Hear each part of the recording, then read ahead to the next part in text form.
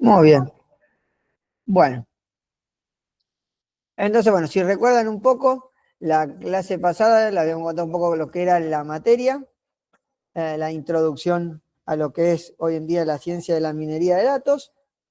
Y bueno, les contamos que la parte de la materia está como dividida en dos grandes grupos, bien, que son los métodos no supervisados y los métodos supervisados, bien. Dentro de los métodos no supervisados teníamos métodos lineales y métodos no lineales, bien. Bueno, entonces vamos a arrancar, bueno, y un poco de resumen también de lo que habíamos visto el miércoles, era que los métodos estos lineales podían o no estar relacionados con las variables, ¿bien? Y los métodos no lineales era muy difícil de encontrar una relación entre lo que es el nuevo espacio de salida y el espacio de original. Y que todo esto, bien, de dónde venía, bien, y por qué era muy necesario antiguamente, que hoy por ahí no está tan en uso, bien, o sí está en uso, está dentro de los propios modelos ya, esto de la reducción de la dimensionalidad, que tenía el nombre bien conocido como la maldición de la dimensionalidad, y era que a medida que yo aumentaba de las dimensiones, mi imaginación no lo permitía visualizar, eso era un problema para los humanos, bien, y que también obviamente a medida que aumenta la dimensionalidad, el poder de cómputo cada vez se hace más extenso, bien, y que estamos hablando de 30, 40 años atrás, tener muchas dimensiones era un problema, ¿bien? Entonces, bueno, entonces en base a eso surgieron estos métodos para de alguna manera reducir y después tendrían como segundo objetivo visualizar. Cosa que cambió radicalmente hoy en día, como les contaba, donde hoy en día se prioriza la visualización y que ingresen todas las variables y que adentro del algoritmo las reduzca solo. ¿Bien? Bueno, eso es lo que más o menos habíamos visto y habíamos visto la diferencia entre reducir dimensiones y seleccionar dimensiones. ¿Bien? Que no era lo mismo. Bueno, esto era más o menos para poner en contexto a todo lo que habíamos visto el miércoles en la clase. ¿Bien? Entonces lo que vamos a ver hoy es el único método lineal de aprendizaje no supervisado que se llama PCA, que viene de las palabras análisis de componentes principales, ¿bien? Principal Component Analyze, ¿bien? Viene del inglés. Y es un método que se encarga básicamente de encontrar, ¿bien? Patrones sin identificarlos, ¿bien? Los va a visualizar, pero no los va a identificar ni con un color ni con nada. Bien, a través de una técnica de factorización matricial, bien, a través de un producto o algo que esté relacionado en forma de matriz, bien. Es un método estadístico, bien, a veces es muy simple, digamos, por eso no obtenemos la respuesta que esperamos, pero sí se utiliza mucho en otros métodos que después pueden tomar la salida de un PCA para, se llama enriquecer la entrada del modelo a posteriori, ¿bien? O bien lo pueden encontrar dentro de muchos de los algoritmos nuevos de aprendizaje profundo. En algún momento hay algunos que hacen PCA, ¿bien? Bien, entonces entrando más en detalle, el método de PCA permite condensar, ¿bien? La información aportada, fíjense, yo acá le puse por múltiples variables, en una sola o en algunas pocas componentes, ¿bien?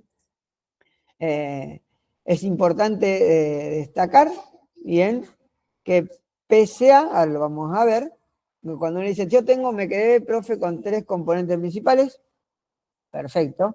Hay que recordar que esas 3 componentes principales, que se las llaman PC, ¿bien?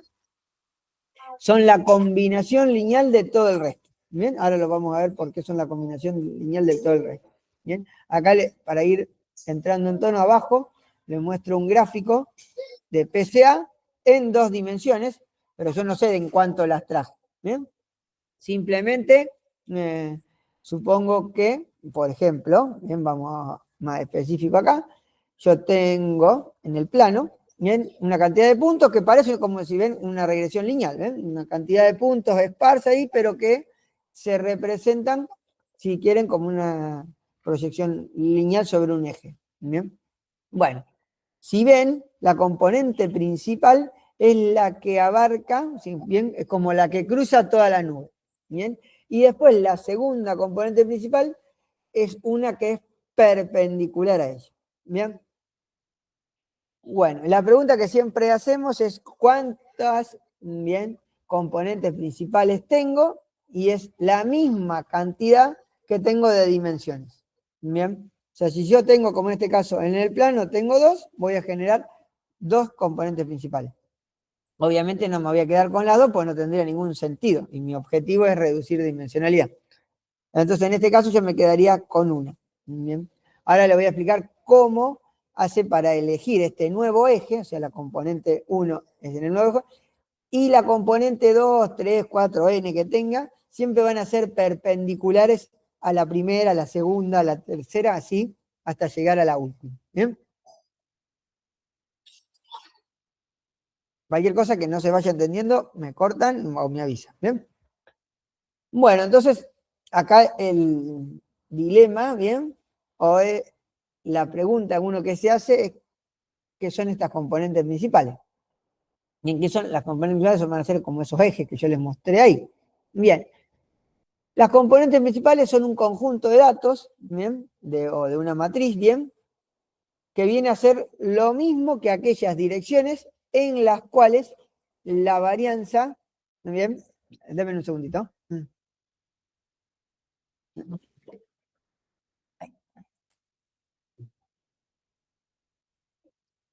Eli, decime un segundo ahí que ahí corté la...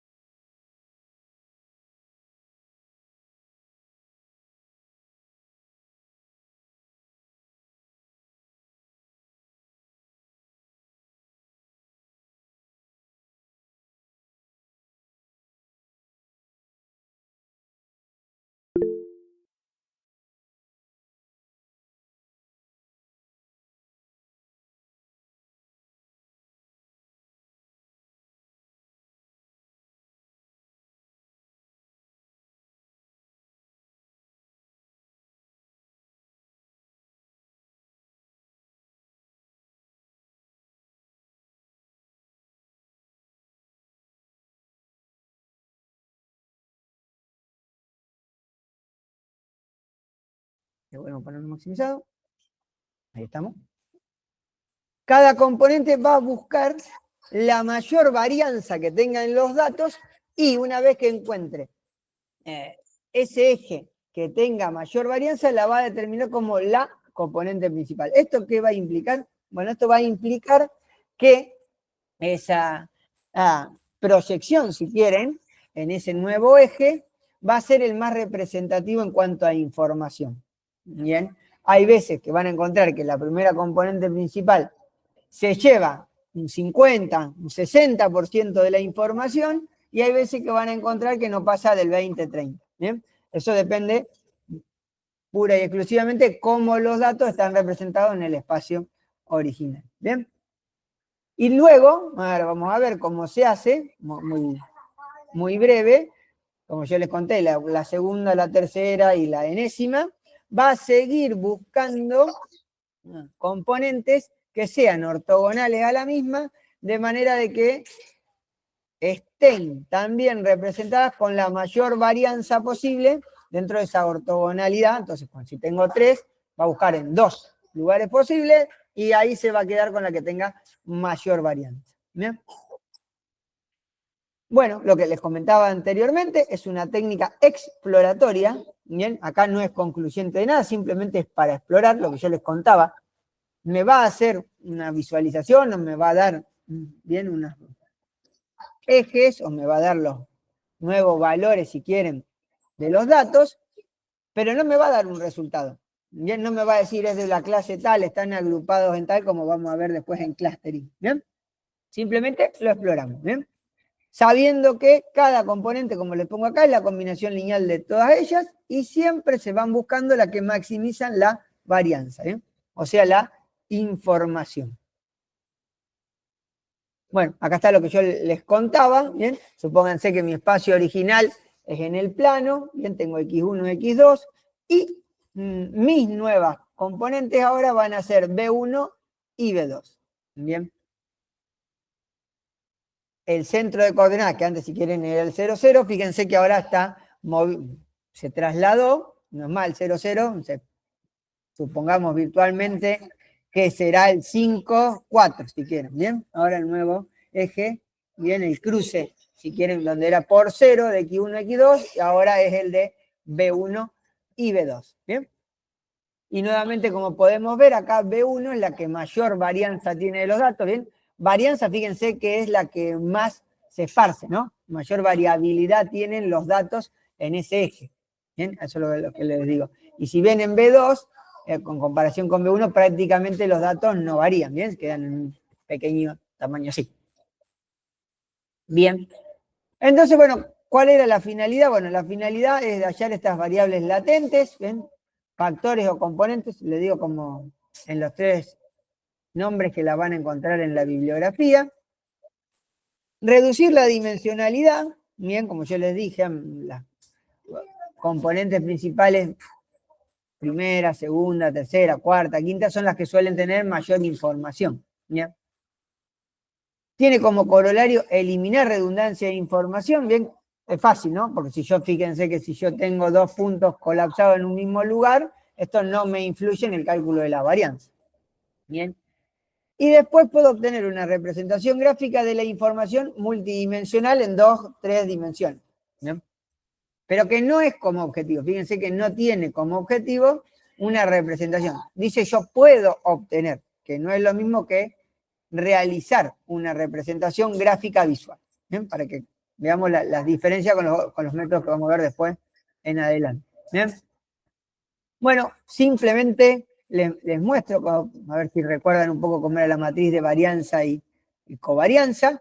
Bien, supónganse que yo tengo los datos acá, bien, X, que van de 1 hasta N, bien, de 1 hasta N son las observaciones, y de 1 hasta P son las variables, los atributos, bien, las features que nosotros tenemos. ¿Bien? Entonces, si estamos en la variable, estamos en los datos, X1, 1 será la primera observación de la primera característica. Y el X1P va a ser la observación 1 caracterizada por ese atributo P. ¿Bien? Esto, si yo aplico, ¿bien? Varianzas y covarianzas, vamos a encontrar, bien, que yo voy a tener una matriz idéntica, bien, en dimensión, que va a ser de P por P ahora, no de P por N, bien, es una matriz cuadrada, bien, que en donde, ¿qué es lo que se va ahora? Lo que se va a ir ahora, bien, esto, ¿por qué me queda una matriz cuadrada y de P por P? Bien, porque está implícito el número de observaciones, bien. ¿Alguno recuerda cómo se calcula una varianza? Bien. O un desvío estándar. Acá le puse la fórmula. Bien. Fíjense que está sopesado por n, bien, que es la sumatoria, bien, de un L que va de 1 hasta n, bien, o sea, las observaciones, bien, menos la media, bien, de un lado con el otro, bien. Y eso, bien, ese IJ, son los que después van a derivar en las covarianzas. ¿Bien? Esto que está ahí, ese IJ, no es otra cosa que la covarianza. ¿Bien? ¿Qué ocurre? Si yo hago mi valor por mí mismo, me da la varianza. Bien, por eso van a encontrar que en la diagonal, bien, está la varianza y el resto, bien, es la covarianza. ¿Bien? Esta matriz también se la llama matriz triangular, ¿bien? Porque la varianza de xj1 es la misma que de x1j. ¿Bien? Lo ven acá en la fórmula. Me va por un lado o para el otro, pero en sí es lo mismo. Bien, sigamos.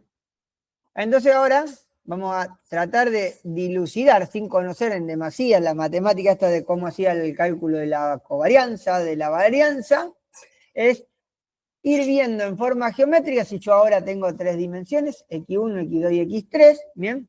Supongamos que tenemos estos puntos acá distribuidos en el espacio, ¿bien? El punto violeta es el que representa la media de todas las observaciones, ¿bien? Que si lo ven está acá, donde estoy marcando con el mouse, ¿bien? Entonces, lo que ahora voy a hacer es, bueno, si yo tengo este espacio de coordenadas en el espacio, lo que voy a hacer va a ser centrarlo, primero llevarlo a la mediana, ¿bien? O a la media, en este caso a la media, y lo centro. ¿Bien? Perfecto, listo, lo tengo centrado, que vendría a ser el gráfico que está en la posición central acá. ¿Bien? Fíjense que está centrado en la media de las n observaciones. Este punto no existe. Bien, este punto es el cálculo de las n observaciones que tengo. ¿Bien? Por lo tanto, no entra dentro del cálculo de la siguiente.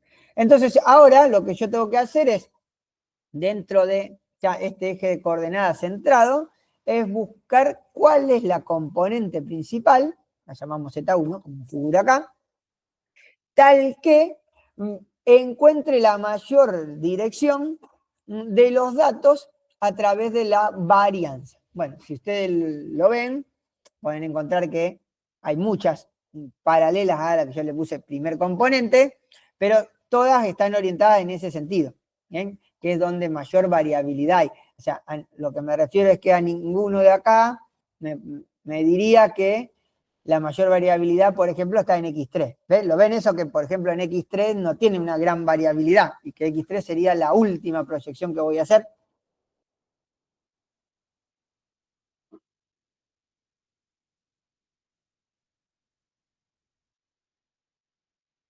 Bien, perfecto. Ahí veo los deditos.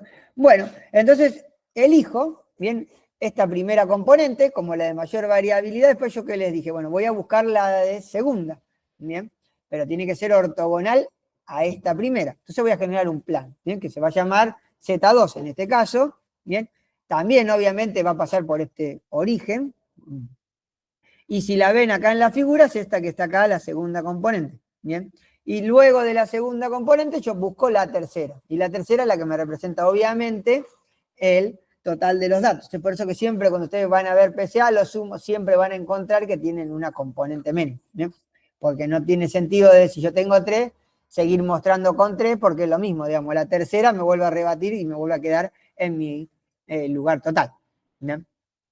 Ahí igual les puse las 3 componentes, para que lo vean. Bien. Uy, voy para todos lados. Bueno, acá les dejo un poco el cálculo, partiendo de las observaciones, cómo calculamos toda esta la primera observación y mencionándole algunos conceptos para que les quede, bien, porque después lo van a encontrar con los chicos cuando hagamos algunos de los criterios de corte para determinar cuál es el mejor número de componentes que representa la información de los datos, ¿bien? Entonces, bueno, supongamos que nosotros ahora queremos calcular las componentes, como le puse acá, I1 a I1 hasta N, ¿bien? Hay unos ciertos coeficientes que son A11, A21, AP1, ¿bien? Que quiere decir que yo me estoy moviendo, ¿bien? Para todos iguales, ¿bien? Estos son los coeficientes que ustedes van a encontrar después dentro de cada matriz. ¿Bien? Entonces le va a decir, la componente principal 1 tiene estos componentes. ¿Bien? A1, A2, no le va a decir A1, A2, pero le va a decir los P. ¿Bien? Y es el peso que van a encontrar para darle a la respuesta a mi salida. Bien. ¿Qué otra cosa? Si lo ven, fíjense que va de I1, 1 a I1 hasta N. Y esto tiene una lógica. ¿Por qué? Porque va para toda una observación. ¿Bien? Para todas las observaciones yo siempre voy a tener los mismos pesos. O sea, ¿qué es lo que me estoy refiriendo? Yo digo que para cada columna yo voy a tener un peso. ¿Bien? Bien. Entonces, ahora para la componente principal, ¿no? Entonces yo vengo para la componente principal y digo que I1, bien, se calcula como la sumatoria, está la fórmula, no importa mucho, que va desde J1 hasta P, bien, o sea, con todas las variables, y que voy a calcular, bien, este peso, bien, a J1 por XJ, que no es otra cosa que la columna, y va a tener que ser igual a X por esta A, donde X eran todos los datos. ¿Bien? A sabiendas que lo que está acá abajo, que se lo remarqué, tal que la máxima varianza se dé en I1. O sea, tengo que ir buscando todos estos componentes, bien, ahí adentro de tal manera de que me maximice la varianza. Bien. ¿Cómo se maximiza la varianza? Bueno, se maximiza con lo que yo le puse la restricción. Y es que el vector este A', bien, 1 por A'1 tiene que ser igual a 1. Bien. Y este A1, bien, yo le dije que era un valor, un coeficiente, fíjense que ahí tiene ahora un montón de valores, bien. A1, 1, A1, 2, bien, que corresponde al autovector 1. Y esto es lo que ustedes, no es otra cosa que lo que van a encontrar también en cuando hacen los modelos que lo implementemos, estos vectores. El primer autovector es A1, A2, el segundo autovector va a ser A2 con A2, 1, ta, ta, ta, ta. El tercer autovector A3, ta, ta, ta, ta, ta, ta. Bien. ¿Hasta cuántos autovectores podría tener si yo voy de 1 hasta P?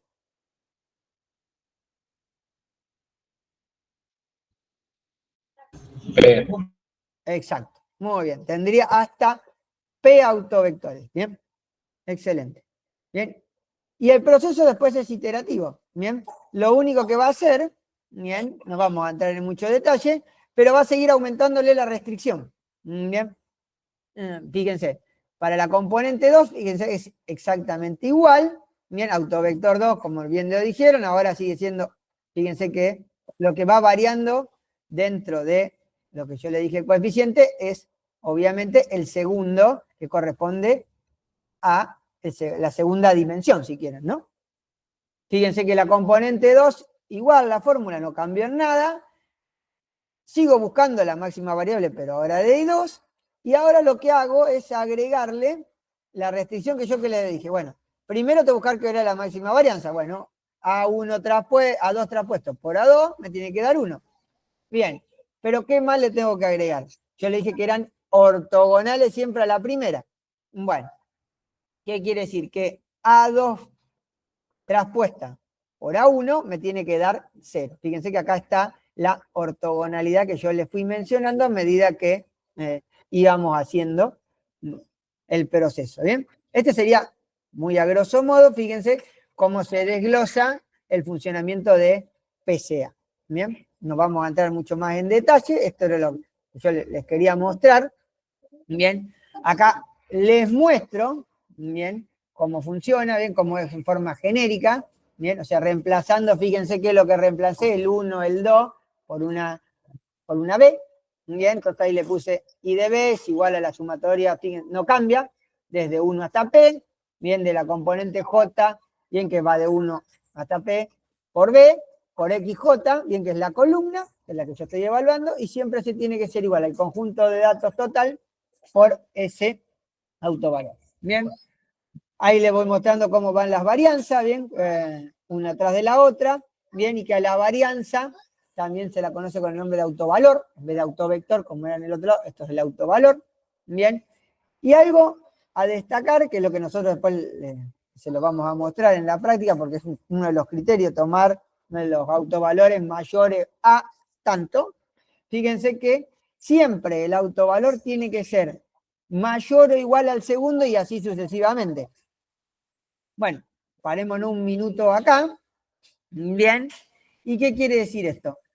Quiere decir que si yo hago bien las cosas, mi primera componente me tiene que dar mayor información o igual que la segunda y así sucesivamente. Piénsenlo como si fuera esto un árbol, ¿bien? Donde yo voy descendiendo y si lo miramos en forma probabilística, lo que está más arriba en el árbol tiene más probabilidad de salir que lo que está abajo. ¿Bien? Bueno, esto piénsenlo de esa manera, es más o menos igual. ¿Bien? ¿Cuál sería la peor condición? Bueno, que todos los autovalores sean iguales. Bien, o sea que todas las variables me den la información. Bueno, en ese caso no aplicaría PCA. Si ven que me dan todas iguales, bien, tengo 5 variables. Bien, y todas me dan la misma información. Bien, 5, 100 dividido 5, bien, es 20. Bien. Entonces, de esa manera, probablemente no me dé mucha información. Probablemente, ¿bien? Hay que ver después, pero si son todas iguales, mucho no me están diciendo en particular. Lo bueno de esto es que yo cuando visualizo no estoy obligado tampoco a ver con las dos de mayor, 2 o 3 de mayor peso, si quieren, o mayor autovalor, o que me da mayor información. Yo puedo ir probando y visualizando a ver si en algún momento encuentro patrones, por ejemplo, con la primer componente y la cuarta. A veces se hace, digamos. Sobre todo cuando la tercera, la cuarta, la quinta tienen más o menos el mismo valor, bien, el autovalor es más o menos parecido, entonces como sé que me da más o menos la misma información, si yo enroco, bien, la visualización de eso, a lo mejor los datos se comportan distintos. Bien. Bueno, esto es más o menos lo que yo les venía diciendo también en forma gráfica, bien, el espacio original al espacio de componentes, bien, y yo puedo ir de uno al otro porque simplemente es una combinación lineal, ¿bien? Yo me muevo de un lado al otro sin ningún problema, que es en el único caso en donde, que vamos a ver, ¿no? No es el único que hay, pero sí el único que vamos a ver nosotros dentro de la materia, en el que yo voy de un lado al otro y puedo ir de mi espacio de salida, ¿bien?, a mi espacio original, ¿bien? Bueno, entonces ahora, ya para ir redondeando de PCA, les voy a contar algunas consideraciones importantes, ¿bien? El escalado de las variables, ¿bien? Resulta, ¿bien?, que PCA identifica la dirección en la de mayor varianza, ¿bien?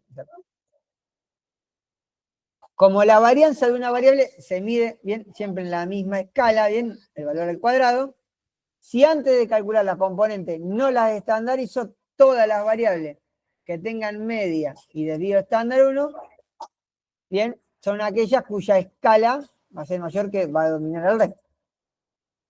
Bien.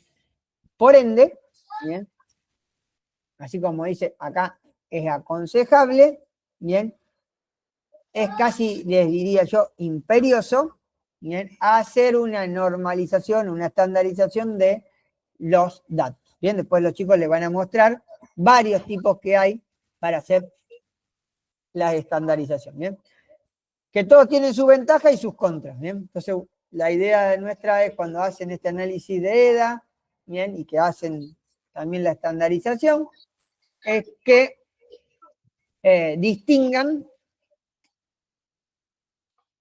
cuál de los 2 o 3 métodos que nosotros le damos utilizar, ¿bien? Van a ver que alguno es más sensible al ruido, otro es muy sensible a los valores máximos, otro está acotado, ¿bien? Bueno, una característica importante que tiene PCA, es como le puse acá, reproduce o reproducibilidad de las componentes. ¿Bien? El proceso de PCA genera siempre las mismas componentes, ¿bien? ¿Qué quiere decir? Obviamente siempre utilizando el mismo software, ¿no? Que si yo lo corro 1, 2, 3 o 1000 veces, los valores de los autovalores tienen que ser siempre los mismos. Lo único que puede llegar a cambiar, ¿bien?, es la diferencia, o sea, el signo en el sentido. Quiere decir que el autovector, en vez de apuntar para la derecha, apuntó para la izquierda. ¿Bien? pero después tiene que ser exactamente igual. ¿Bien? Ya sea lo corro yo, lo corren ustedes, ¿bien? O lo corremos 1000 veces al proceso, entonces me tiene que dar siempre el mismo resultado. Bueno, entonces vimos que positivo siempre me da el mismo resultado. Perfecto. De ventaja, ¿bien? Yo tengo que escalarlo a los datos. ¿Bien? Y lo tercero, ¿bien? Que vamos a ver, es que es muy sensible a la presencia de outlier. ¿Bien? Y esto, ¿cómo lo vemos? Bueno, si recuerdan voy para atrás, ¿no? En la gráfica anterior, vamos a la primera, en esta que está acá, fíjense si yo tuviera un outlier acá, ¿bien? En el eje X2, ¿bien?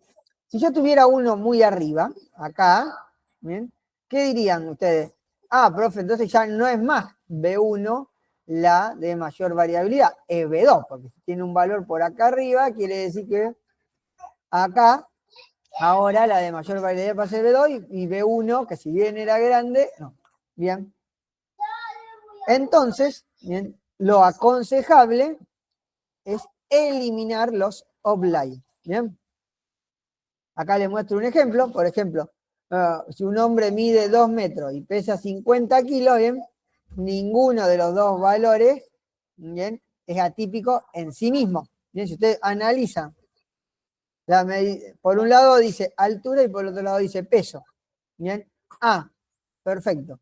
Pero si lo miramos en contexto, ningún hombre puede pesar 50 kilos y mide 2 metros. ¿Bien? En condiciones normales. ¿Bien? A lo mejor hay alguna condición anormal en que está enfermo y puede pesar, pero en condiciones normales no podría pesar 50 kilos. ¿Bien? Entonces ahí lo que uno dice, bueno, es, además de eliminar los outliers en forma de individual, uno puede o debería empezar a mirar cómo funciona en conjunto. ¿Bien? Acá les digo una manera de solución, que es la distancia de Mallovich, ¿bien? Que es una medida de distancia entre un punto y la media, ¿bien? Que se ajusta entre la correlación entre las dimensiones, de manera de encontrar potenciales outliers en distribuciones multivariadas. ¿Bien? Entonces yo tengo una manera de solucionar esto que me mira en contexto, es utilizar la distancia de Mallovich. ¿Bien? No pretendemos en el curso que lleguemos a tanto acá. Nosotros, mientras detectemos la presencia de outliers dentro de cada atributo, nos vamos a quedar por satisfechos.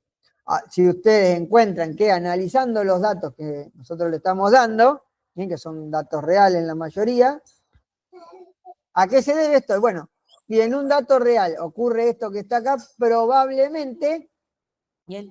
Lo que pasó es que el que cargó los datos o le erró con la cantidad de metros que medía o le erró con el peso. Bien.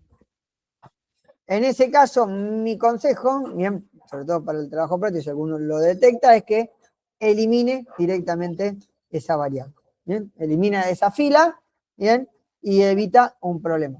Bien, otros pueden proponer una solución, acá le damos una, hay un montón de soluciones para encontrar, bien, anomalías en conjunto. Bien.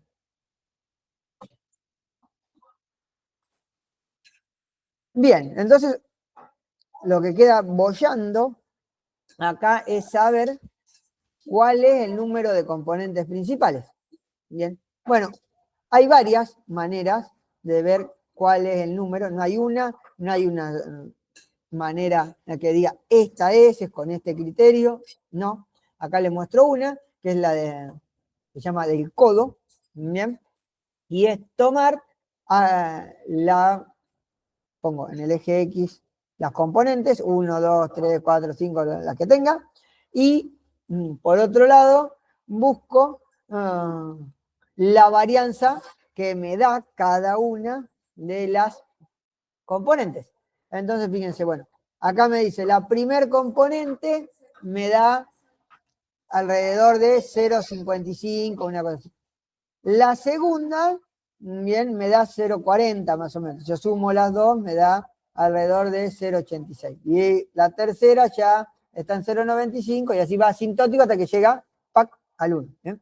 Si lo ven al final, sí o sí, En 6 tiene que llegar al 1, que es lo que yo les dije anteriormente. Bien. Bueno, ¿cómo se toma? ¿Cuál es la que se considera? Bueno, el criterio cuando uno hace una gráfica de esta es tomar aquellas variables que están por encima del 80%. ¿Bien? Entonces, en este caso, la primera sería, ¿no? La primera cantidad de componentes que está por encima del 80%. Si ven en este caso es 2. ¿Bien? La primera está por abajo y la segunda está por arriba. ¿Bien?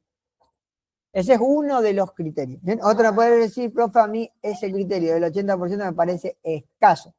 Me parece muy bien. Puede tomar ahora arriba el 90. Bueno, te quedarás con 3. ¿Bien? Y hay otros 2 ejemplos más que se lo van a explicar los chicos. ¿Bien? Que son puro y exclusivamente prácticos. ¿Bien? Bueno, acá les dejo un ejemplo para que vean, PCA, para que lo corran. ¿Bien? Y ahora lo que vamos a hacer, bien, es arrancar, bien, con, vamos a ver ISOMAP, después vamos a ver TCNE y vamos a tratar de llegar a UMAP. Bien. Bien. ISOMAP, ahora, bien, vamos a pasar a los métodos no supervisados de reducción de dimensionalidad, bien, en donde van a tener que hacer un artilugio de tal manera que la representación en mi espacio de salida ahora sea una manera compacta de los datos, ¿bien? Pero esta compacto ahora no va a ser tan sencillo como era anteriormente, ¿bien? Bueno, ¿en qué se basan la mayoría de los métodos? Bueno, se basan en lo que se llama escalado multidimensional, que se lo conoce como MDS, ¿bien? Que es una técnica de reducción de dimensionalidad buscando, en vez de similaridades, disimilaridades respecto de la dimensión original y llevándola siempre a una de menor dimensión. ¿Bien?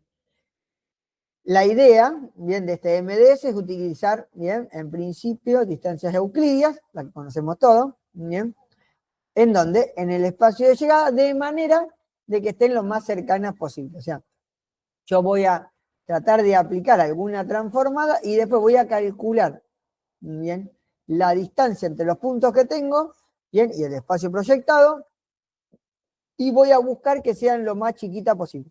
Bien. En sí, en eso se basa, bien, es el escalado multidimensional. Bien, ahí está la fórmula. Bien, ¿cómo hace para ir buscando, bien, estos espacios y optimizándolo con una función de costo? Bien, lo hace a través de una función que se llama el descenso por el gradiente, bien, que es un algoritmo que encuentra un mínimo local en una función diferenciable. Bien, no vamos a entrar en detalle del descenso por el gradiente, lo van a ver, o alguno a lo mejor ya lo ha visto, en redes neuronales. Bien, Joel lo profundiza cuando lo da. Bien, simplemente sepan que es una manera, bien, a través de una derivada de segundo orden, que busca, bien, cómo encontrar pesos de tal manera que los puntos pues ya se queden quietos en sí mismos. Obviamente este proceso, bien, se hace en forma de iteración y puede ser hasta que alcance un número fijo de iteraciones o bien hasta que el algoritmo converge. Bueno, ¿cómo se dice que el algoritmo converge? Quiere decir que todos los puntos entran dentro de una banda de convergencia bien estable, y entonces no se mueve. Bien, entonces ahora vamos a entrar a ISOMAP. Bueno, recalcamos que es un método no paramétrico, lo cual significa que la técnica no especifica un mapeo directo entre el espacio directo y el espacio reducido. Y entonces cuando le dicen no paramétrico, bien, quiere decir que yo no puedo ir de un lugar al otro en forma no sencilla. ¿Bien? Los métodos no paramétricos tienen como desventaja que no es posible generalizarlo para nuevos datos. ¿Bien? ¿Qué quiere decir? Que si yo vengo con una nueva observación, tengo que volver a correr el modelo.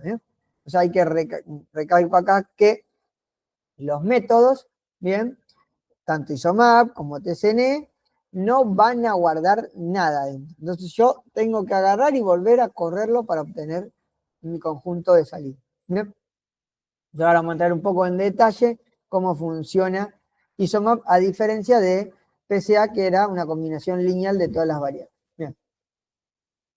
Bueno, ISOMAP se basa en la idea de que muchos conjuntos de datos de alta dimensión en realidad bien, tienen bien, una estructura intrínseca de menor dimensión. ¿Se acuerdan lo que habíamos visto en la clase pasada? Que yo les dije que a medida que yo aumentaba el número de dimensiones, bien parecía como que parece no, en realidad que los datos se agrupan en sí, como si fueran una pelotita, pero después están muy separados entre ellos. Bueno, bajo ese concepto es el que funciona ISOMAP.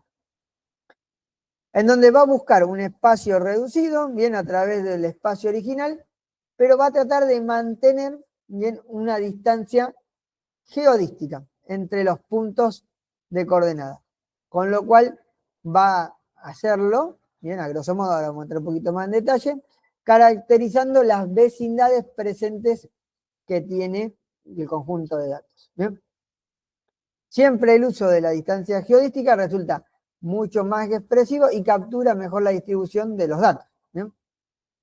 Bueno, acá le pongo la definición de lo que es la distancia geodística, ¿bien? Que es la distancia mínima en longitud, ¿bien? Que une dos puntos en una superficie dada. ¿Bien? Por tanto, bien, fíjense que acá les muestro la diferencia entre la distancia euclídea, que es una distancia, ¿bien? Una recta, que une mi punto de origen con mi punto de llegada, si quieren, mientras que la distancia geodística trata, ¿bien? De ir por la superficie que me generan todos los datos. O sea que yo tengo que recorrer de la mejor manera posible mi conjunto de datos, o sea, tengo que ver de la mejor manera posible cómo unirlos para poder llegar de un lado al otro. ¿Bien?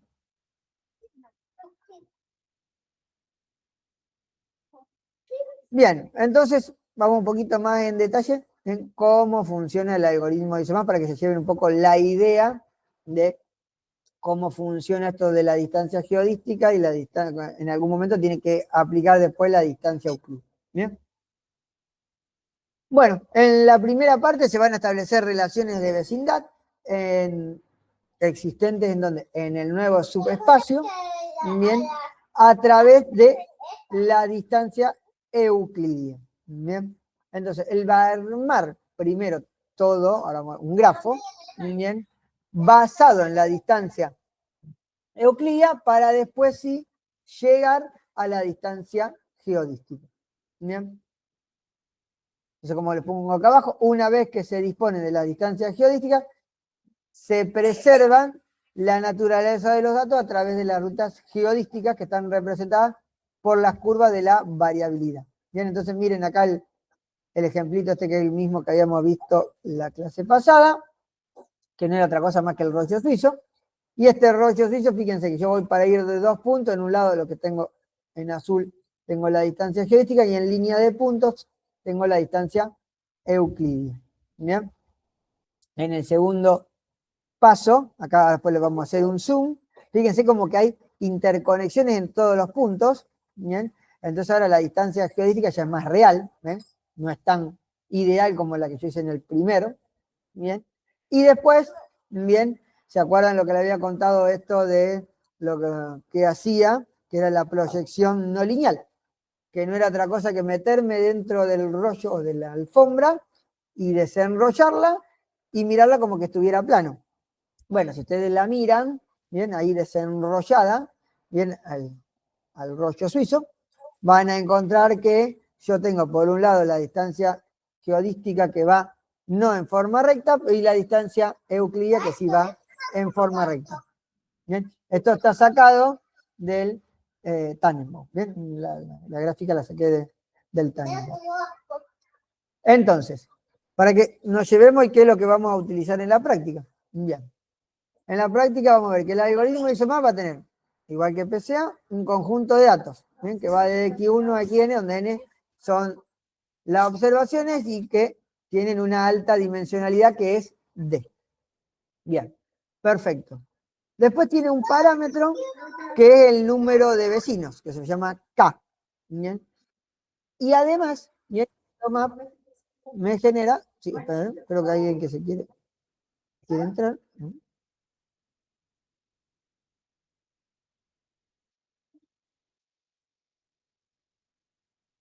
Bien, ahí está. Volvemos. Les decía que la dimensionalidad, bien, deseada, bien para mi salida. M. Yo le puedo decir 2, 3, 4, 10 componentes. Bien, siempre, obviamente, M tiene que ser menor que D. Bien. Muy bien. Los pasos del algoritmo. Primero, construir un grafo de vecindad. Bien, o sea que yo tengo los puntos y luego voy a agarrar y unirlos a través de la distancia, bien, euclidia. Bien. Luego voy a hacer el cálculo, bien, de la distancia geodística, o sea, voy a ponerlo, bien, a este grafo en la superficie, bien, y ahora sí voy a calcular la distancia para ir de A a B, y luego va a aplicar este multiescalado multidimensional, que no es otra cosa que aplastarlo y encontrar la proyección en la cantidad de componente que yo le haya puesto, ¿bien? Que mi espacio de salida es M. Bien, entonces veamos algunos puntos de cómo, conceptos, nada más de cómo se construye un poquito más en detalle. Yo ahora le fui contando muchas cosas y ahora vamos a ver cómo lo arma ahí adentro, ¿eh? Bueno, el grafo, bien, de vecindad, bien, se hace para cada punto, bien, se encuentran los K vecinos más cercanos. Bien, va a buscar cuáles son los vecinos más cercanos. Va a crear un grafo, no importa, G, bien, donde todos los nodos, bien, son los puntos, y se los conecta a su vecino con K, que era el valor que yo prefijé anteriormente. Y se le asigna un peso a la arista basado en la distancia euclidia entre ellos. ¿Qué quiere decir esto? Bueno, si yo tengo un punto y le pongo 4, por ejemplo, del K, bien, a ver cuál es el que está más cerca. Si está el que está más cerca mide 3, le pongo un 1, al que está más lejos, está 10, le pongo 10, por ejemplo, y lo otro voy variando entre medio. ¿Bien? Acá no vemos en detalle cómo le asigna esos pesos, pero sepan que al que está más cerca le da un peso más grande que el que está más lejos. ¿Bien? Listo, ahí armó el grafo, basado en la distancia euclídea. Entonces ahora tiene que ir a hacer la distancia geodística. Entonces, bueno, va a agarrar la matriz, bien, D, bien, que es del mismo tamaño que el número de puntos, bien, y para cada par, porque ahora tiene que ir mirando, como si fuera a través de la superficie, va a ver lo siguiente. Si dos puntos son vecinos, bien, quiere decir que tienen una distancia euclídea entre ellos. Si no, la distancia entre los puntos va a ser infinita. ¿Bien? ¿Cómo hace para ir recorriéndolo? Bueno, lo va a ir recorriendo, bien, a través de el algoritmo de Dijkstra o el de Floyd-Warshall, bien, para encontrar cuál es el camino más óptimo. ¿Por qué? Porque, como le decía antes, como tiene distintos pesos dando vueltas, yo tengo que ir recorriendo cuál es el que menor costo, si quieren, me deja para ir bien de un punto hacia el otro. Bien. Entonces, a esta distancia de caminos más cortos, bien, se las considera, bien, distancias geodísticas. Bien, son una aproximación a la distancia geodística. No son del todo así, pero bueno, las podemos considerar como una aproximación a la distancia geodística. Bien. Luego, ¿qué hago? A esta matriz que ya me dio los puntos más cercanos, o sea, las uniones, como tienen como si fuera una matriz de adyacencia, bien, aplico el MDS, bien, a esta matriz, prácate, la aplano y hago una proyección en la cantidad de dimensiones que yo quiera. O sea, corto en la cantidad de dimensiones que yo quiera. De esta manera obtengo la cantidad de representación que yo estoy buscando. Bien, cálculo de vecinos más cercanos, bien, se puede usar estructura de datos como árboles, bien, para búsqueda eficiente, bien. Le doy algunas alternativas, pues fueron mejorando, ¿no? Todo lo que era la base, bien. Manejo de desconexiones. Si el grafo resultante es total, no es totalmente conectado, ISOMAP puede funcionar que en cada componente conectado por separado. ¿Qué quiere decir? Que como son todos, como si fueran todas islas por separado, nunca llego al final. ¿Bien? Y la optimización de estas técnicas para ver cuándo encuentra la manera más cercana de todas, bien, lo hace a través de técnicas de optimización y de aproximación que están basadas en también el descenso por el gradiente. ¿Hay variantes de isomap? Sí, hay muchas variantes de isomap. Acá les menciono algunas. Isomap con punto de referencia, isomap conformal y L-isomap. ¿Bien? Para que sepan que nosotros les damos acá la base, que es la que vamos a implementar, pero que hoy en día se siguen utilizando y a veces surgen nuevas versiones o mejoras que encontraron porque, bueno, a esta le faltaba considerar una cosa. A esta le falta considerar el otro punto. Bien. Bien, para que tengan un poco de noción, bien, no le vamos a preguntar, pero para que alguna vez lo hayan escuchado, la complejidad computacional, bien, la construcción del grafo, bien, de vecindad, bien, tiene un orden de complejidad de n, acuérdense que n es la cantidad de observaciones, al cuadrado por el logaritmo de n, bien. El cálculo de la distancia geodística usando, bien, Floyd y Warshall es de orden cúbico, bien. Y el MDS también es de orden cúbico. Fíjense que ISOMAP, a diferencia de PCA, va a demorar. ¿Bien? Cuanto más observaciones tenga, más demora. ¿Bien? Entonces, bueno, la conclusión acá abajo es que ISOMAP se hace computacionalmente intensivo para grande conjunto de datos, con lo que lleva al desarrollo de versiones de aproximación y optimización.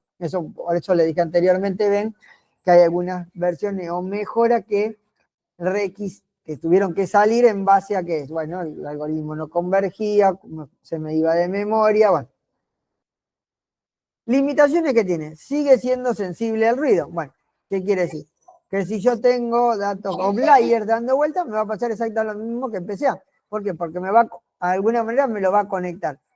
Y puede ser, en esos casos, de que me resulte de alguna manera que alguna conexión sea muy favorable, ¿bien? Cuando en realidad no lo es. Bueno, lo mismo, computacionalmente intensivo, y acá asume que los datos yacen en un único manifold conectado. O sea, ¿qué dice manifold conectado? Es que asume que todos los datos, bien, siempre van en una superficie continua, ¿bien? No se va a cortar nunca esa superficie en el medio, ¿bien? O sea, no es que viene una tierra, un acantilado, bien, y después viene otro pedazo de tierra, no. Asume que siempre hay un continuo, ¿bien? Bueno, esto lo preguntamos en los exámenes. Los ejes del espacio reducido, que ustedes seleccionan 2 o 3, pero que tiene todos adentro, ustedes seleccionan 2 o 3 para visualizarlo, no tienen un significado directo como en PCA, ¿bien? Que era la dirección de mayor varianza. La interpretación, bien, requiere del conocimiento del dominio y de un análisis a posterior, ¿bien? Estas son 2 cosas que necesitan, que también se lo hemos recalcado la clase pasada, y era, bien, que la interpretación del dominio, bien, siempre uno lo hace con expertos, ¿bien? Yo tengo la gráfica acá o las componentes y voy y le consulto a alguien del dominio a ver si lo que estoy encontrando, que no es otra cosa que buscar patrones, bien, me representa algo o no me representa nada. Bueno, alguna ventaja y desventaja. Bueno, como su nombre lo indicaba al principio de la presentación, captura relaciones no lineales respecto de PCA. Preserva la estructura global, ¿bien? Y puede relevar estructuras ocultas en datos complejos. Puede, no necesariamente lo puede hacer, ¿bien?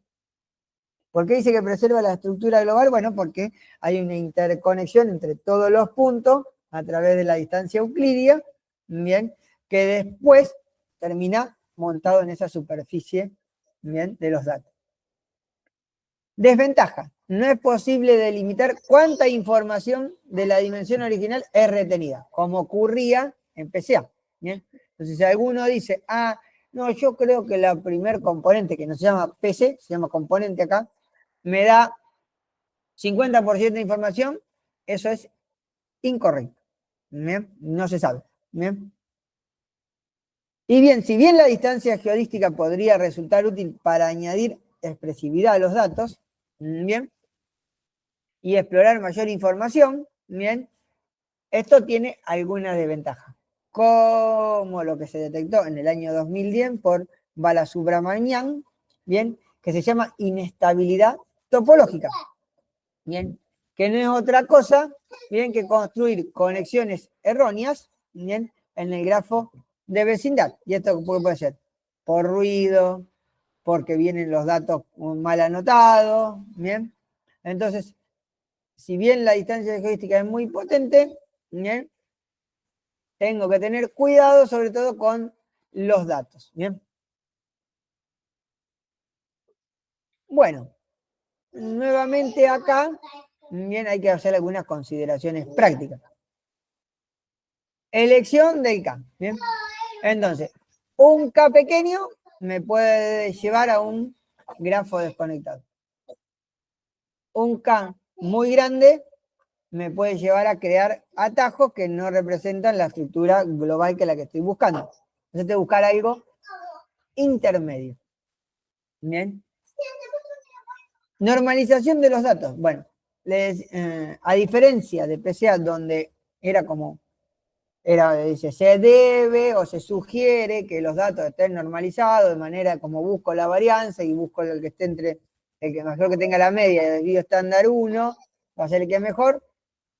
Acá nuevamente se resulta beneficioso aplicar una normalización antes de usar ISOMAP para evitar que, sobre todo grandes magnitudes, me tuerzan de alguna manera el resultado.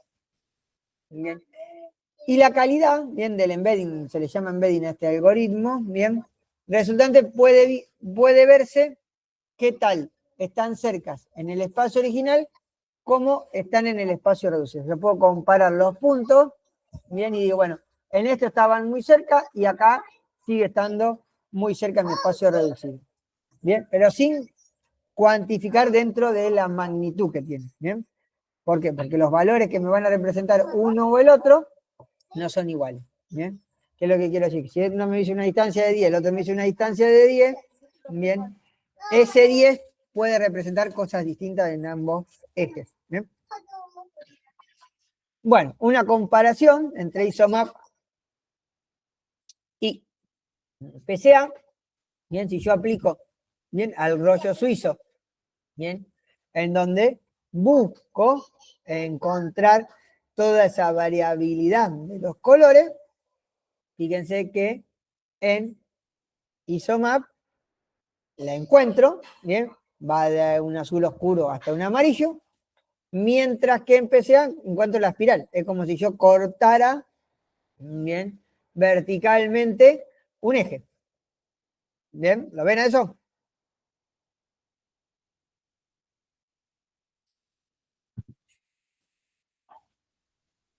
Sí. Bien. No vamos a usar el ejemplo suizo, ¿no? Yo les muestro una comparación porque el ejemplo suizo se usa en todo, ¿no? Para que vean cómo se ve uno con el otro. ¿Bien? Bueno, para resumir, bien, en este breve pantallazo de ISOMAP, bien, establece relaciones de vecindad, bien, basado en la variabilidad en evaluaciones geodísticas, que vienen las entradas, que luego busca una representación euclidia, bien, o sea, dicho en criollo era, armo el grafo en base a la distancia euclidia y después, bien, hago una aproximación que terminaba siendo la distancia geodística para encontrar los puntos más cercanos. Bien, ISOMAP comienza estimando la distancia geodística, no sé lo que habíamos visto. ¿En dónde se suele aplicar? Bueno, visualización de datos de alta dimensión, reconocimiento de patrones en imágenes y voz, análisis de datos biomédicos y procesamiento del lenguaje natural. Bien, son algunas de las aplicaciones donde van a encontrar esto. Bien, bueno, nuevamente acá les muestro un ejemplo, que es lo que van a ver en detalle con Julieta.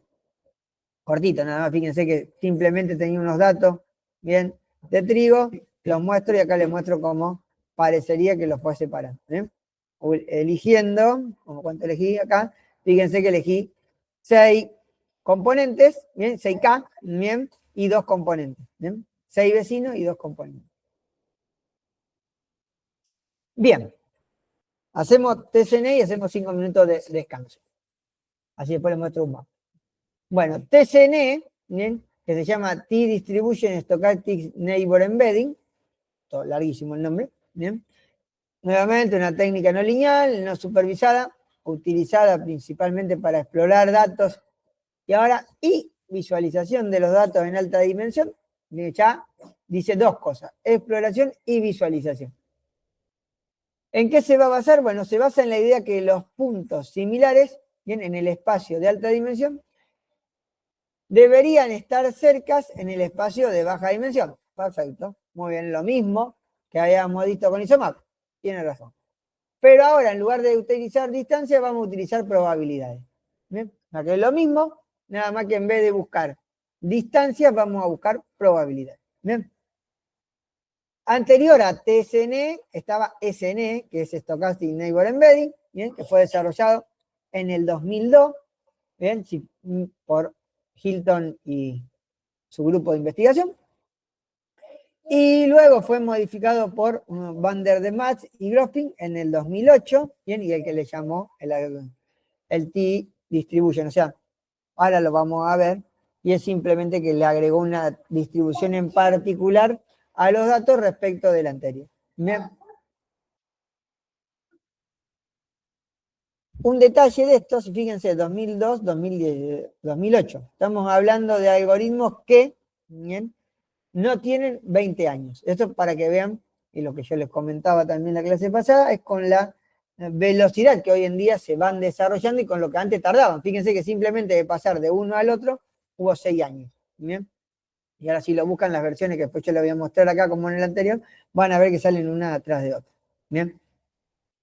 Bueno, tiene varios objetivos TSN. Preservar la estructura local, que el anterior no la preservaba. Tiene que utilizarse en datos complejos, o sea, datos no lineales. Quiero empezar a visualizar bien los clústeres, o sea, los patrones que va a encontrar. Porque en el anterior tampoco me los mostraba ahí, vieron que yo les mostré ahí, mucho no me decía. Bueno. Y además quiere, bien, en tener un balance entre la estructura local y global. Bien, un balance. Bien, no me dice que quiere preservar la estructura global como sí me decía ISOMAP que buscaba preservar. Quiere que esté ahí, está balanceado, no te me descalibré, digamos. No te vaya algo muy local, bien, descuidando lo global. ¿Bien? O sea, no te enfoques solo en Argentina sin mirar al mundo. Eso es lo que le está diciendo ahí. ¿Bien? El otro se enfocaba en mirar mucho el mundo, este se enfoca en mirar Argentina, pero mirando de reojo bien el mundo. Bueno, las entradas, para que tengamos una similaridad con el anterior. Conjunto de datos de 1 hasta n, bien, de un espacio de alta dimensionalidad. Bien. La dimensionalidad deseada, que generalmente acá sí yo pongo 2 o 3. Bien. Y los parámetros. Bueno, acá en el anterior tenía uno solo, que era el K, que era el número de vecinos. Bueno, acá voy a tener 3 como mínimo, pues hay muchos más. Perplejidad, tasa de aprendizaje y número de iteración. Bien, entonces veamos cómo, a grosso modo, dividiéndolo, si quieren, en procesos, cómo funciona. Primero, calcula las probabilidades en el espacio de alta dimensión. Luego, inicializa el espacio de baja dimensión, que es de 2 o de 3. Y luego voy a calcular las probabilidades ahora en este espacio de baja dimensión. Voy a realizar una optimización y voy a hacer una iteración de manera hasta que, igual que siempre, que converja o que llegue al número de iteración. ¿Bien? Y mi salida, bien, va a ser una representación y de 1 hasta n de los puntos, pero ahora en mi espacio de 2 o 3 dimensiones. ¿Bien? Bueno, cálculo de las probabilidades. Entonces vamos a ver cómo calcula las probabilidades. Bueno, las probabilidades se calculan para cada par de puntos, X, Y y XJ. Bien. Y lo que hace la probabilidad que se calcula es una probabilidad condicional. Bien. No se tienen que acordar, bajo ningún punto de vista, que utilice una probabilidad condicional. Solo se tienen que recordar que tanto en alta como en baja, o en el espacio original como en el espacio de salida, calcula probabilidades. Punto. Nosotros nos conformamos que sepan hasta ahí. ¿Bien? Yo les muestro acá para que mínimamente vean la complejidad matemática que hay atrás, bien, de la probabilidad condicional de J, dado que se dio ahí, bien, en la exponencial, bien, ahí tiene el menos, lo tiene cruzado, o sea, yo el menos lo tengo que corregir, bien. Y el sigma, bien, se ajusta para cada punto para lograr la perplejidad deseada, bien. Este sigma es variable, bien. Y el rango de perplejidad va entre 5 y 50. Ahora vamos a ver por qué va entre 5 y 50. ¿Bien? Bueno, calcula también una probabilidad conjunta, ¿bien? Que es la probabilidad de J dado I más la probabilidad de I dado J sobre el número total de observaciones por 2. ¿Bien? Así calcula la probabilidad conjunta simétrica. ¿Bien? No sé, ese era el primer paso. Yo calculo las probabilidades, las tengo ahí, las calculé, perfecto, en mi espacio de alta dimensión. Yo ahora voy a inicializar el espacio de baja dimensión. Bien. Voy a agarrar puntos, bien, al azar, bien, de 1 hasta n, bien, en 2 o 3 dimensiones. Bien. Puedo utilizar una distribución uniforme o normal, la que ustedes quieran. ¿Bien? Una campana en donde se van distribuyendo por todos lados y en algunos lugares que son menos probables que otros, o una distribución uniforme en donde todos los puntos se distribuyen uniformemente, o sea, igualmente espaciados, dentro de mi espacio, de 2 o 3 dimensiones. ¿Bien? Eso es lo que dice ahí. Bien. Entonces después dice, bueno, ahora, como ya me calculaste las probabilidades, inicializaste los puntos, me los tiraste dentro de mi espacio de 2 dimensiones, en cualquier lugar, ¿qué te está faltando? Bueno, me dijiste que tenía que calcular el espacio, las probabilidades en el espacio reducido. Bien. Entonces, el cálculo del espacio, ¿qué representa? El espacio de cálculo de probabilidad de alta dimensión. Bueno, fíjense, yo tengo los puntos acá, ¿bien? Supongamos un conjunto disperso que tenemos 2, ¿bien? En el plano. Y tenemos un punto XJ, ¿bien? Que se centra con una distribución gaussiana. Y luego, ¿bien? Se mide, ¿bien? La densidad, ¿bien? De todos los puntos, ¿bien? XJ bajo esta distribución gaussiana.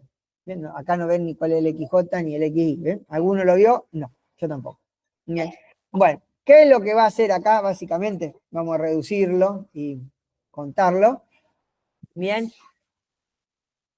Es que para cada punto él va a agarrar una gaussiana y el ancho de esa gaussiana no va a ser otra cosa que la perplejidad. ¿Bien? Entonces, cuanto más grande sea, más puntos tengo adentro, que fíjense, ¿a qué se asemeja esto de que yo agrande o achica el sigma de la distribución gaussiana con respecto a isomap?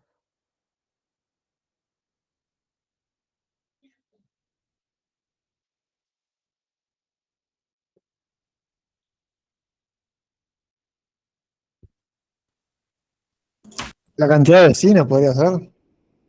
La cantidad de vecinos, exactamente. Fíjense que más o menos el concepto era el mismo. ¿Bien? En lugar de agarrar los vecinos, ¿bien? En realidad, o sea, está agarrando los vecinos también. Nada más que en vez de mirarla con la distancia euclídea, que es lo que él agarraba, los puntos más cercanos, él acá dice, bueno, yo asumo que tienen toda una distribución gaussiana y todo lo que estén dentro de mi radio de mi gaussiana los voy a considerar que están ahí, son mis vecinos. ¿Bien? Y en base a eso voy a agarrar y calcular las probabilidades de todos los puntos que están metidos ahí adentro de esa cosa. ¿Bien? Eso es lo que está dicho ahí en palabras. ¿Bien? La distribución gaussiana, que son los círculos que yo les puse, ¿bien? Se pueden manipular usando lo que se llama la perplejidad, que no es otra cosa que una modificación indirecta, ¿bien? Porque acá no estaba en la fórmula anterior, fíjense, yo le dije, se ajusta el sigma para que cada punto pueda lograr una perplejidad deseada. ¿Bien? Ahí no estaba, pero está oculto. ¿Bien? Que no es otra cosa que ver la variación de la distribución. Dicho en criollo, es qué tan grande o tan chico hago el círculo. ¿Bien?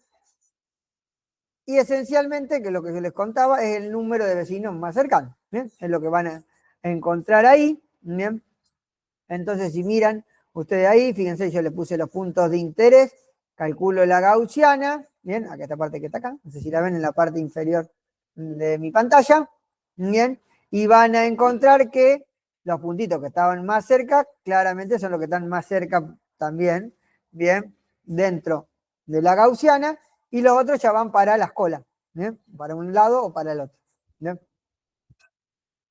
Entonces, si me dicen ustedes cuáles son, y bueno, claramente acá dependiendo del punto central, parecería como que habría 2, 3 a lo sumo, nada más, que quedan dentro de mi gaussiana. Bien, los otros están para las colas. Son menos probables. Bien. Bien, entonces ahí calculó, bien, en forma conceptual, cómo sacamos los puntos. Bien. Ahora, tengo que ir a mi espacio de baja dimensión y hacer lo mismo, calculando bien las probabilidades y después, de alguna manera, ver cómo relaciono estas dos probabilidades para encontrar una lógica que me diga un valor. Bien, en realidad no me dijese un valor, sino que me demuestre un agrupamiento de los datos. ¿Bien?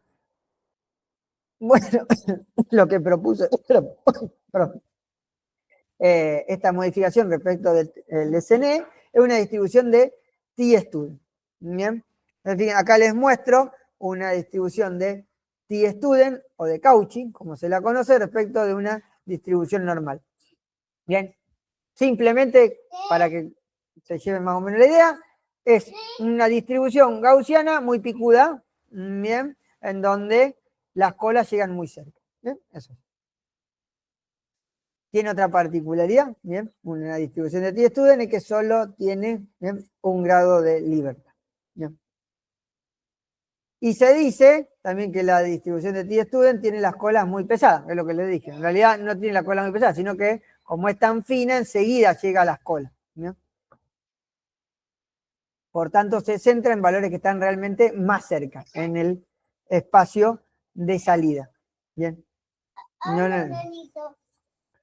Bueno, después tenía que optimizar y tenía que, bien, iterar. Bien, porque ya tengo las dos, entonces tenía que, de alguna manera, tengo que encontrar los puntos tales que, bien, yo me mueva de alguna manera y encuentre una cantidad de patrones que es lo que yo estoy buscando después, o que los puntos se representen en forma agrupada. Bueno, para hacer esta relación entre las dos probabilidades, bien, lo que se utiliza es una minimización de la divergencia de Kullback-Leibler, bien, se simboliza así, KL de P, bien, con Q, y es una doble sumatoria de la probabilidad del espacio original por el logaritmo de del cociente, ¿de qué? De la probabilidad en el espacio original con el espacio de salida. ¿Bien? Esto se va moviendo. ¿Bien? ¿Cómo se va moviendo? Es que inicialmente se acuerdan que yo puse los puntos en cualquier lado. Bueno, yo después tengo que empezar a mover esos puntos. ¿Bien? Entonces cuando yo muevo esos puntos, los puntos en donde, en el espacio de salida, ¿no? Muevo los puntos y comparo, la probabilidad en el espacio original cambian. No, lo que van a ir cambiando son las probabilidades en mi espacio de salida. Bien. ¿Cómo muevo estos puntos? Bueno, con lo que les contaba, con el descenso por el gradiente y con una tasa de aprendizaje que se llama eta. ¿Bien? En donde yo puedo ir moviendo también esto, dándole más y menos peso, bien, a esta, bien, derivada parcial, de la que está acá, bien, de manera de que si yo en algún momento me quedo estancado, pueda tratar de soslayarlo y seguir hacia adelante, bien. ¿Cuántas veces lo puedo ir iterando? Bueno, lo puedo ir iterando hasta que el I1 bien, sea distinto del I anterior. ¿Bien? Si no hay determino que son exactamente iguales, por tanto, uno pone un número de iteraciones para que el algoritmo, bien, como es muy difícil que llegue, bien, a un punto de convergencia, bien, por lo general sale por el número de iteraciones, salvo que el conjunto de datos bien, sea relativamente sencillo o no tan complejo. Bien, bien, hace un cálculo eficiente de los gradientes, bien, para buscar bien estas derivadas, bien, de manera de que trate de llegar de la manera más rápida a algo que converja, ¿no? Existe un método que se llama Ehrlich Exaggeration, bien, que no es otra cosa que a las primeras iteraciones, bien, a las probabilidades las multiplica por un factor, bien, entre 4 y 12, de manera de que fomente que se generen grupos, bien, y luego pasa rotundamente a números muchísimo más bajos. ¿Bien? Al igual que lo van a ver en redes neuronales, acá está el momentum, ¿bien? Que no es lo mismo que la tasa, ¿bien? O el earning rate, ¿bien? Que para darle un empujoncito a medida que yo me voy moviendo, sino que para darle cuando veo que yo vengo y voy, a veces cuando hago el descenso por el gradiente me dice, bueno, ahora restale, ahora sumale, ahora restale, y siempre estoy en el mismo lugar, no salgo, vos estás estancado hace 4, 5 iteraciones que te movés siempre en el mismo agujerito, bueno, es como que el auto se les quedó y vengo y te doy un empujón a ver si soy capaz de sacarte de ese pozo, ¿bien? O hacer el auto que arranque, ¿bien? Esa es la función del momentum, ¿bien?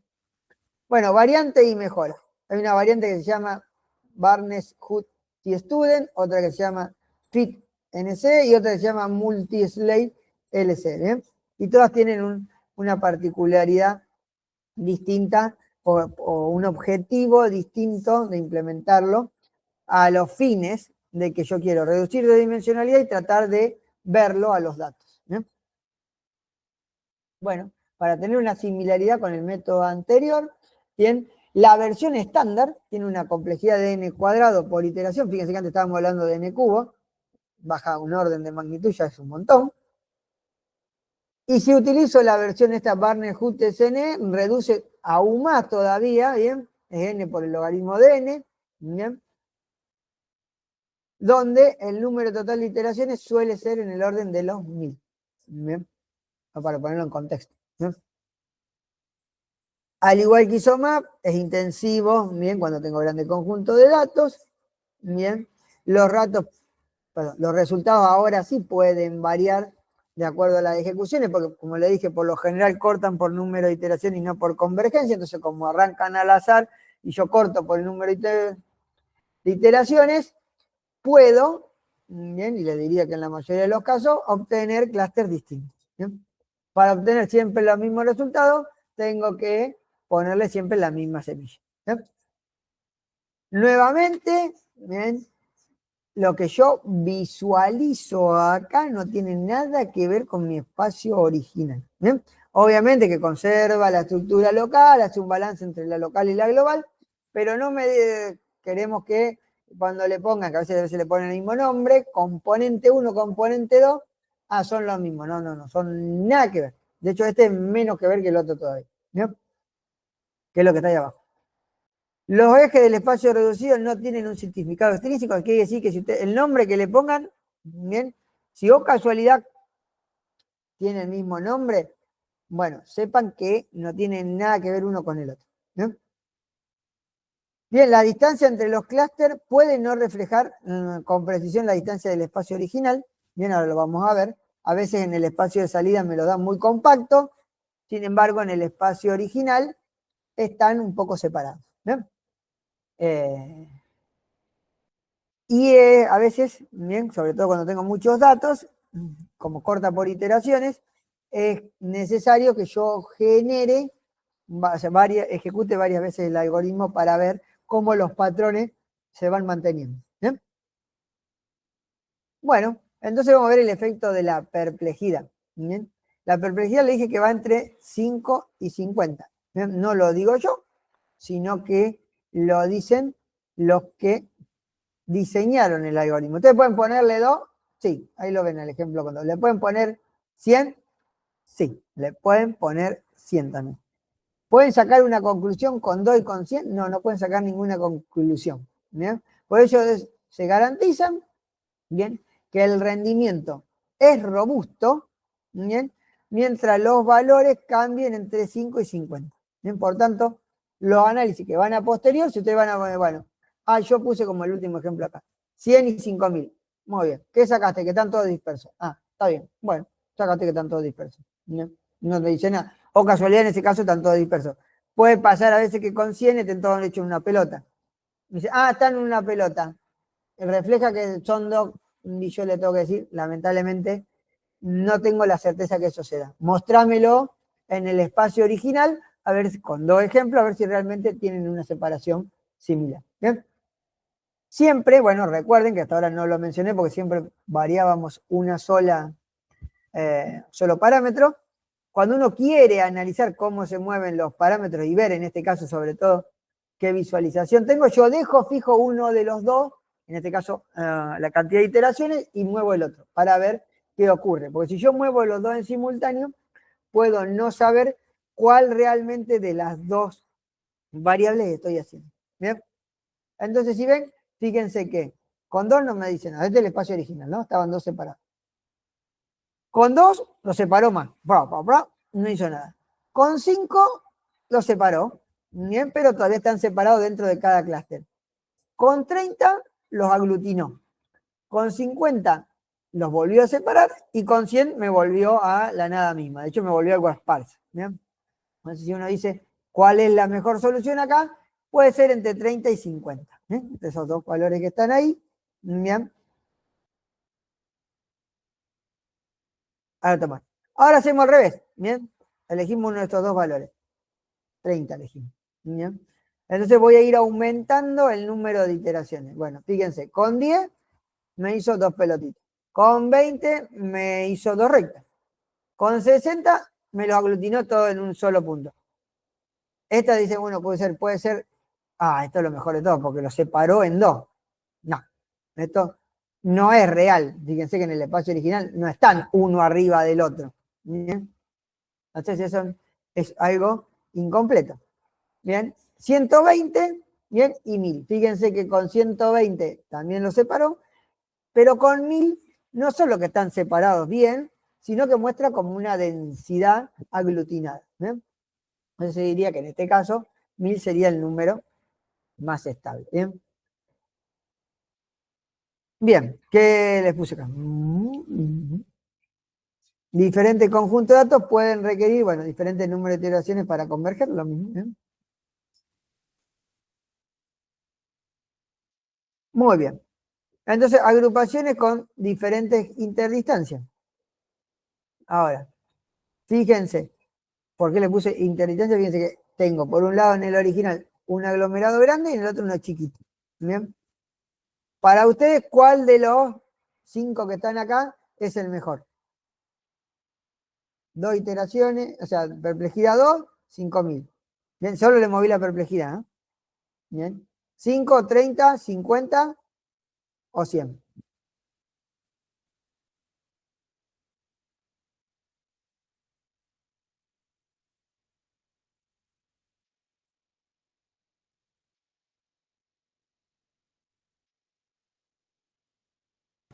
30 diría.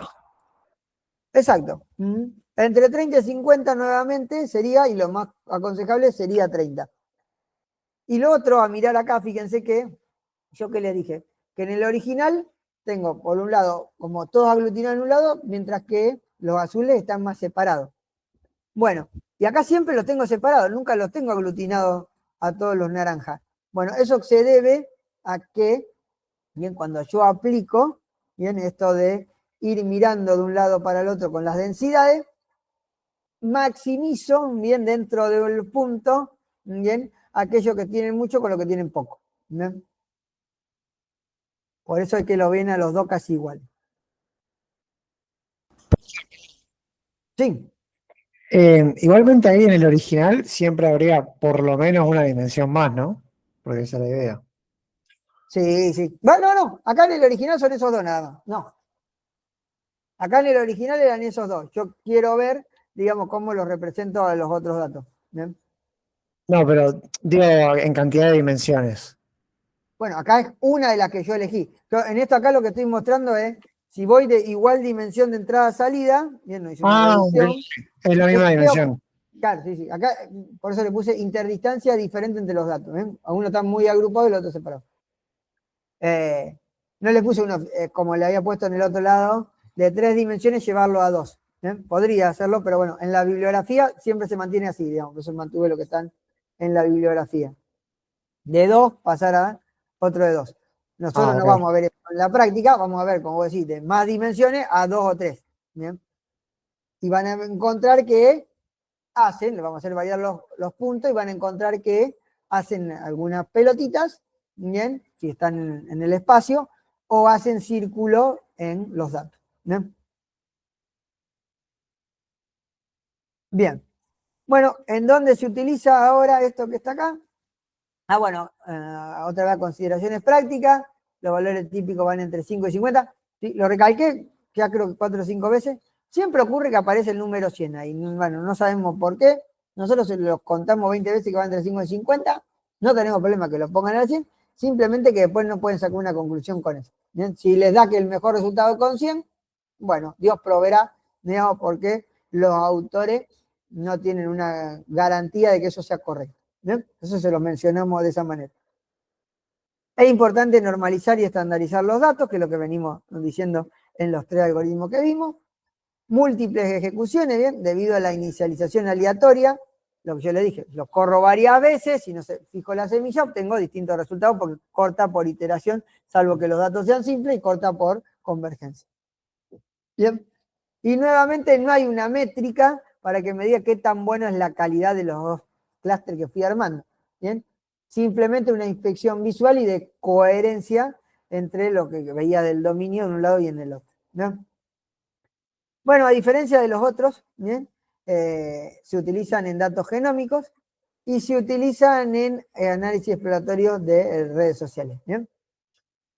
Tómenlo con pinza, con visualización de datos genómicos y de redes sociales, porque hay otro, bien, que es UMAP, que es el que hoy en día, o DIS, que son los que se utilizan. ¿Bien? Pero bueno, inicialmente en dónde, bien, esto las aplicaciones año a año, hace que va quedando como desactualizado. Sí, inicialmente se usaban ahí, hoy en día se utilizan con otros, digamos, uno lo puede seguir probando, ¿no?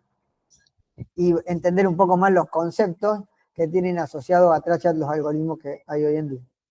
Bien. Hacemos 5 minutos de descanso y le explico brevemente UMAP, que no lo vamos a implementar. Bien, o sea, no lo vamos a ver en el trabajo práctico. Y para que se lleven los conceptos, ¿bien? De lo que hoy en día más se utiliza en, sobre todo, datos genómicos. Así que bueno. A la I45 le hago un breve pantallazo por UMAP. Le dije todos los temas, así no nos queda nada pendiente y después con consultas o demás explicaciones lo podemos ir mirando. ¿Bien? Bueno, entonces vamos a UMAP. Bien, a ver los conceptos generales. UMAP, UMAP.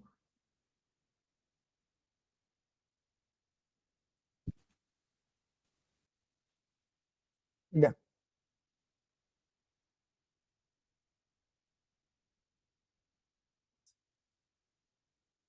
Bien, ahí estamos. Bien, UMAP viene de la palabra Uniform Manifold Approximation and Projection. Bien. Y la idea que está atrás de UMAP es construir una representación de baja dimensión de los datos que preserve la estructura global y local ahora del espacio de alta dimensión. ¿Bien? Es un algoritmo que combina teoría de manifolding, topología y aprendizaje automático para proporcionar una poderosa herramienta de reducción de dimensionalidad y visualización. Bien, UMAP, bien, como les fui comentando anteriormente, tiene ya no solo el objetivo de hacer una reducción de dimensionalidad por el solo hecho de que la lleva a un espacio de menor, sino que además que en ese espacio de menor dimensionalidad quiere realizar que sea visible, ¿bien? Que sea entendible, ¿bien? En forma gráfica. ¿Bien? Bueno, utiliza un enfoque basado en grafos, ¿bien? En gráficos, ¿bien? Para construir una representación topológica, ¿bien? De los datos, bien, que luego lo va a poner, bien, en el de baja dimensión, también utilizando el método del descenso por el gradiente. ¿Bien? Entonces, bueno, acá les muestro, bien, 2 ejemplos cómo bien, un anillo anidado, como al implementarlo en UMAP, también en 2D, de 2D a 2D, bien, fíjense que lo puedo visualizar por separado, bien, y si tengo 3 anillos anidados, bueno, se le complica, no los separa, pero, bien, me los muestra, bien, de una manera un poquito mejor, un poquito, ¿no? Bien, el algoritmo, bien, tiene como entrada, bueno, los datos, la dimensionalidad de 2 o de 3, bien, y tiene varios parámetros. Mínima distancia, métrica, número de vecinos, número de época, bien que serían las iteraciones, y la semilla también. Bueno, los pasos que tiene el algoritmo es construir un grafo de vecinos más cercano, lo mismo que hizo MAP. Lo nuevo es acá es una representación topológica difusa, ¿bien? Luego hace una construcción del simplicial complex de baja dimensión, es un artilugio que se hace para llevar los datos a una baja dimensión, y continúa con su proceso de optimización e iteración, ¿bien? Y la salida tiene dos ahora.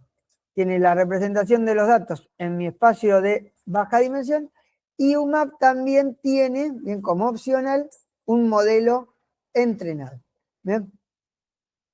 Y el resto no lo tiene.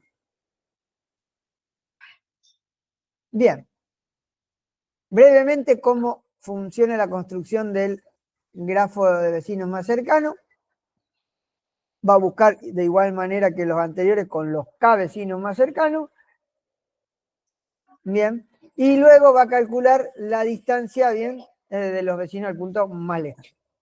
Entonces, de esta manera, a diferencia del anterior, lo que hace es construir un grafo dirigido, ¿bien? Conectado. ¿Se acuerda que el anterior hacía un grafo, ¿bien? Que no era dirigido, y que le ponía pesos de acuerdo a las distancias euclidianas? Bueno, acá no le pone un peso, acá los dirige directamente. Después hace una representación topológica, bien difusa, bueno, que es un tipo de representación del grafo, bien, en donde va a asociar ahora probabilidades que anteriormente no las tenía, bien, y donde, bueno, tiene un sigma que, al igual que en la versión anterior en TCNE, bien, es un factor de corrección de escala, bien. Y lo que tiene, bien, este grafo es que es simétrico, bien. Va a simetrizar el grafo de manera que las probabilidades, tanto de ida como de vuelta, sean las mismas, ¿bien? Bueno, la construcción del simplicial complex de baja dimensión, bien, inicializa los puntos también en forma aleatoria, bien, y para cada par de puntos XY, bien, en el espacio de baja dimensión, también calcula una probabilidad. Bien, acá está la probabilidad, donde A y B son dos parámetros también del algoritmo. Bien. También hace una optimización, que es encontrar a través de una función de costo, bien, la manera de que unirlos entre ellos, bien, como lo une a través de la entropía cruzada. Ahora, busca minimizar esta función de costo, o sea que busca que la entropía sea lo más bajo posible a través del descenso por el gradiente, y va actualizando los pesos de una manera muy similar a la anterior en cada iteración. ¿Bien? Entonces, nuevamente converge por el número de iteraciones, que acá lo llamo épocas, o hasta que el algoritmo entra en una franja, bien, de convergencia, ¿bien? O en un valor asintótico, dependiendo cómo sea la cuestión ahí. ¿Bien? Acá les dejo la gráfica para que más o menos se lleven la idea. Bien. Y si a ustedes les digo ahora, habiendo visto ISOMAP y TCNE, ¿los pueden relacionar uno con el otro? ¿Y con UMAP?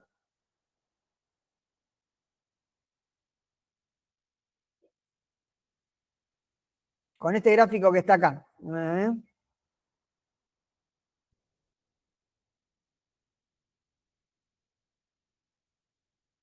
ISOMAP hacía el grafo. El otro hacía cálculo de probabilidades, ¿no? ¿Se acuerdan que movía las probabilidades de TCNE y después iban los dos haciendo el descenso por el gradiente y haciendo iteraciones? ¿Este qué hace?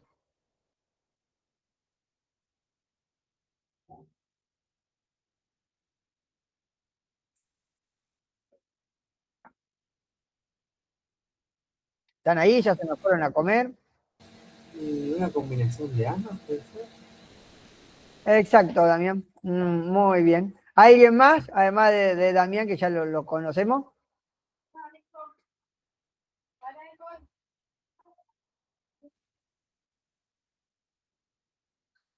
¿El resto? ¿Qué opina? Es una combinación. Bien. ¿Qué más me pueden decir? ¿Algo más me pueden decir de ahí de los datos?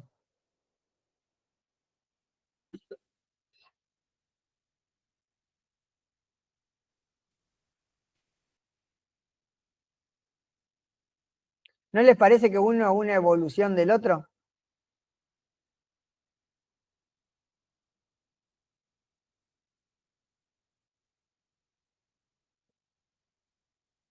Bien, bueno, uno es una evolución del otro. Bien. Después búsquenlo y viene ISOMAP, TSNE y UMAP. Bien. La complejidad, fíjense que es n por logaritmo de n, ¿bien? Que el anterior lo tenía, ¿bien? Al igual que TSNE, ¿bien? Puede variar entre las ejecuciones, ¿bien? La interpretación de la distancia entre los clústeres lejanos puede ser engañosa porque le puede dar que está en la estratosfera y en realidad después que apaguen los datos reales está más cerca, ¿bien? Y acá se usa muchísimo, y hoy en día sí, esto es real, se usa en single cell, bien, en biología, en datos biológicos, se usa para preprocesamiento de alta dimensionalidad y ver datos y encontrar patrones, bien. ¿Qué otra cosa más? Y para finalizar. Bueno, hace visualización de clúster, los muestra muy, muy bien, bien, hasta a veces encuentra subgrupos, bien, que los anteriores no lo hacen.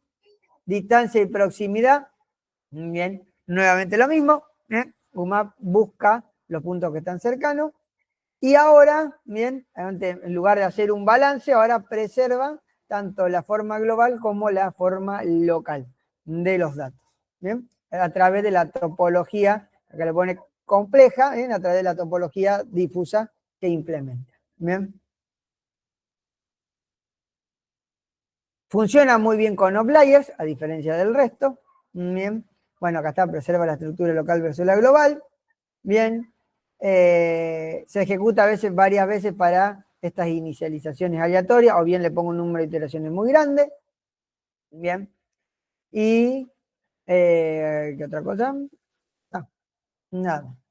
Acá les muestro un ejemplo de cómo lo visualizan en 2 3D, bien, de los mismos datos que veníamos viendo anteriormente.